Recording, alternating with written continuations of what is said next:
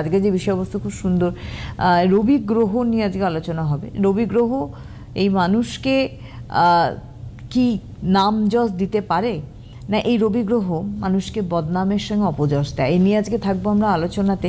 আমাদের সঙ্গে বাকসিদ্ধ মাতৃসাধক রয়েছে শ্রী রাজীব শাস্ত্রী। অনেক স্বাগত অনুষ্ঠানে আসার জন্য। নমস্কার।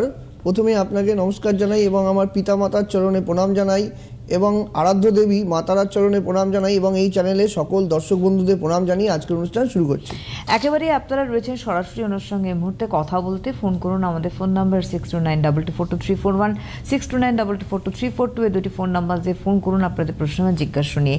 আজকের যে বিষয়বস্তু রবি গ্রহ, রবি গ্রহ নাম যশ দেয় না অপযশ এবং বদনাম দেয়? হ্যাঁ, এটা কিন্তু একটা গুরুত্বপূর্ণ প্রশ্ন যে রবি মানুষদের জীবনে নাম যশ খ্যাতি প্রতিষ্ঠা দেয় নাকি বদনাম দেয়।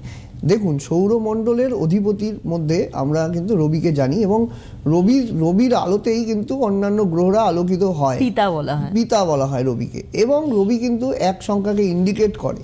আমাদের কিন্তু যে রবি যাদের আমরা মানি যে বৈশাখ মাসে যাদের জন্ম, ন্যাচারাল জোডিয়াক সাইনটা যদি দেখি, বৈশাখ জ্যৈষ্ঠ আষাঢ় যদি আমরা বাংলা মাস হিসেবে ধরি, তবে বৈশাখ মাসে যদি কারো জন্ম হয় তবে রবি কিন্তু মেষ রাশির ঘরে অবস্থান করে এবং মেষ রাশির ঘরে এই যে রবির অবস্থানটাকে কিন্তু আমরা তুঙ্গ মানা হয়।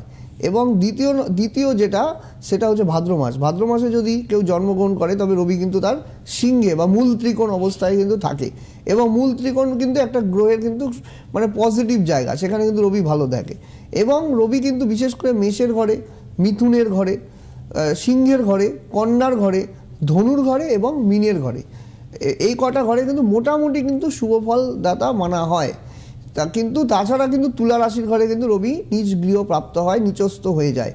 এই যে রবি মানুষের জীবনে সম্মান, চাকরি এবং বিশেষ করে প্রতিপত্তি, একটা মানুষ অক্ষত ব্যক্তি, তার কেউ কোনোদিন নাম শোনেনি, কিন্তু হঠাৎ করে সে একটা বিখ্যাত হয়ে গেল রাতারাতি। আমরা প্রচুর মিডিয়াতে দেখি, প্রচুর জায়গায় দেখি এই যে ঘটনাগুলো রবির জন্য হয়ে থাকে।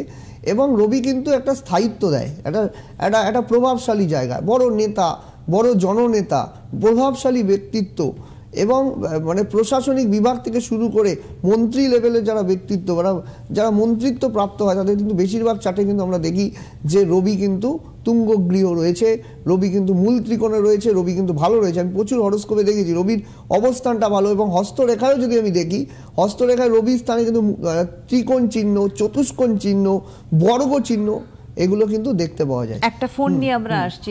হ্যালো।